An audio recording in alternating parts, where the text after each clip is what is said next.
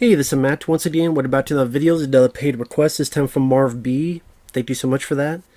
And for those interested in requesting any type of videos, topics, reactions, commentaries, reviews, re-reviews, what have you, feel free to send it either directly to my PayPal or join my Patreon.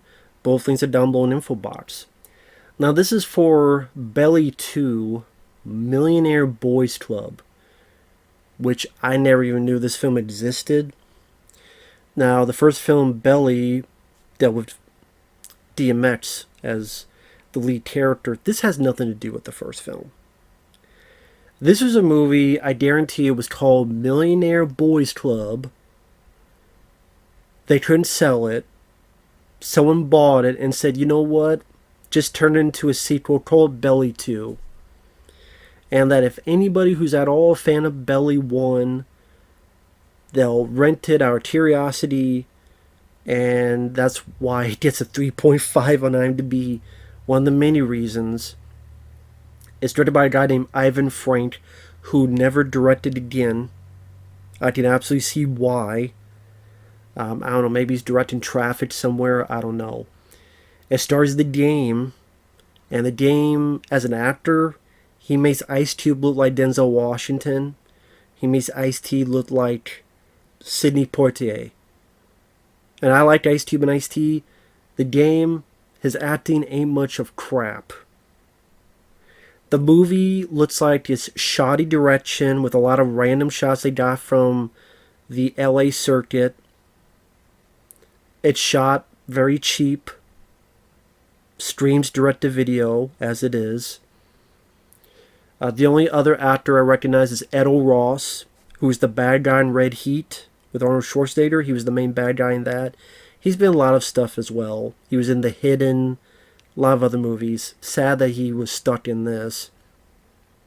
And of course he becomes our main villain at the end. And The Game plays a guy named G. Go figure. He gets out of jail. He's in LA. Now, his character is supposed to be narrating, but it's not the same actor. Like, The Game plays G, and the narrator is speaking, I did this, I need to do that, but it's not his voice. I don't know whose voice this is, so either this is added after the fact, and The Game said, nah, I'm not going to do this, or I don't know who the hell's narrating the movie, but it's not him, even though it's supposed to be him. That'd be like me narrating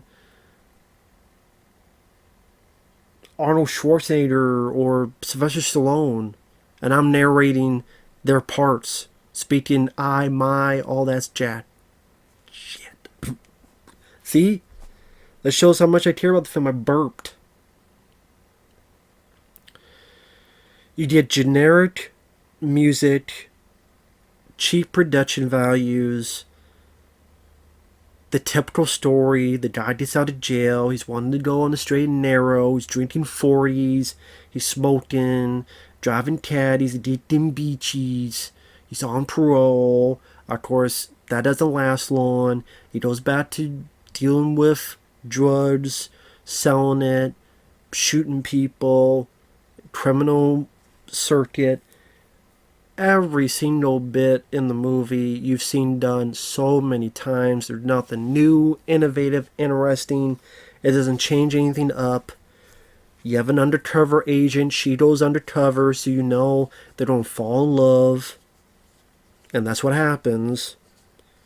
Which is strange, because they have no chemistry with each other. They barely even get to know each other before the undercover agent just falls for the guy.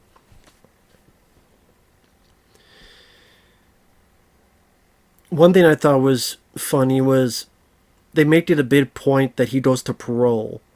And the lady literally says, if you don't get a job, it's an automatic violation of your parole. Which means you go back to jail. Automatically, that's it. If he doesn't find a job. Okay? Literally 15-20 minutes later, after some more criminal efforts happen, you have the agents on a board looking at various people, including G, and say, we need to find a way to incarcerate G. And I'm like, he's on parole. He hasn't found a job. There you go. Hey, G, you haven't found a job. You haven't found work. Guess you're going back to jail. Sorry. Oh, you want to go back to jail? Well, hey, make a deal. Let's make a deal. No, goodbye. Go back to jail. They literally say, let's find a way to incarcerate G. He has no job. He's in violation. Automatic violations pro. Arrest him. Done. Sayonara. End the movie. But apparently the movie's too stupid to remember that.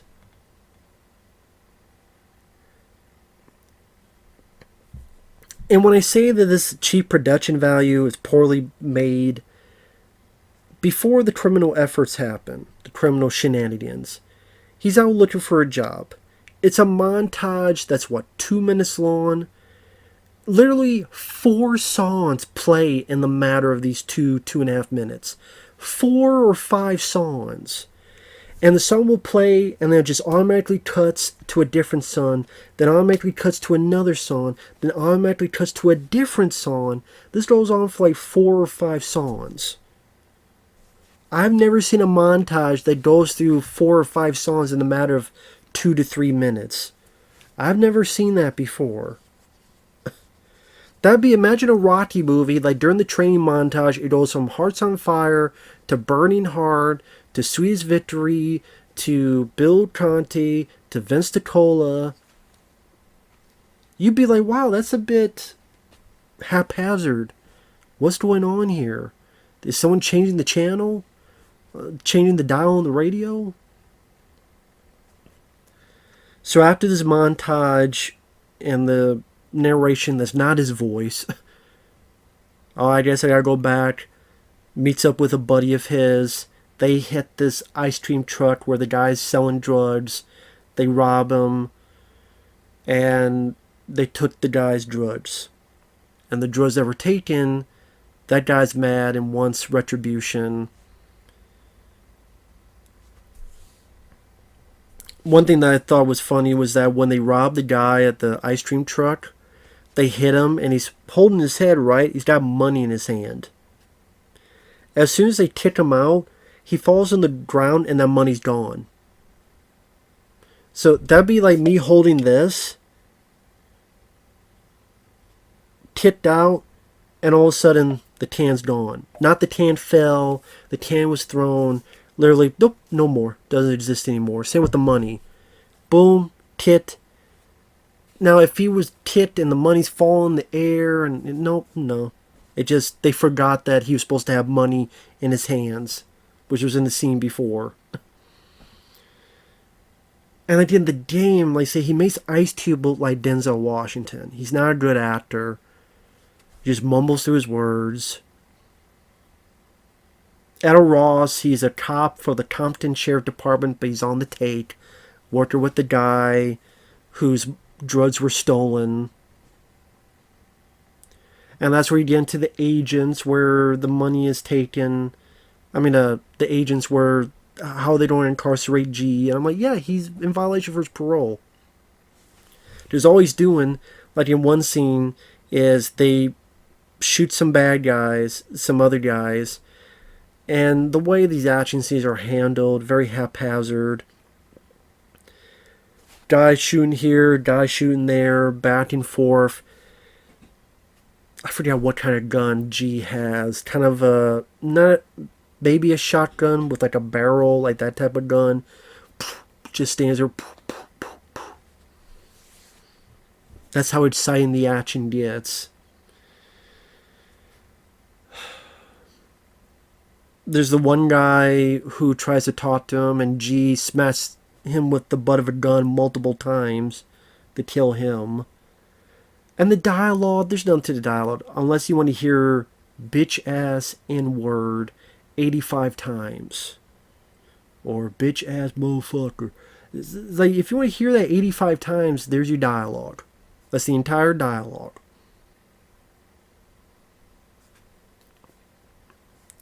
It cuts to either Earl Ross talking with this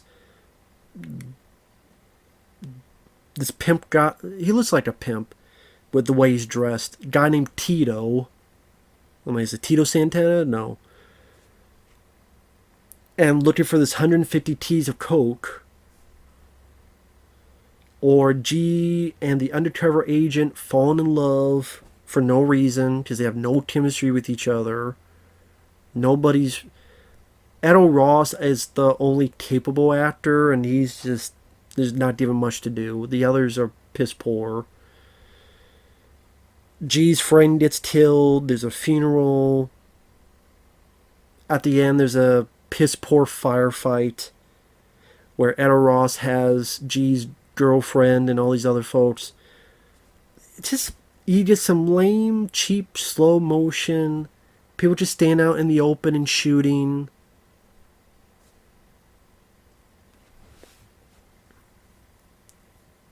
G comes in, he's wounded, he shoots Tito. Edo Ross is there. He says, his final line is, "I bet she's such good dick." Gets shot and killed.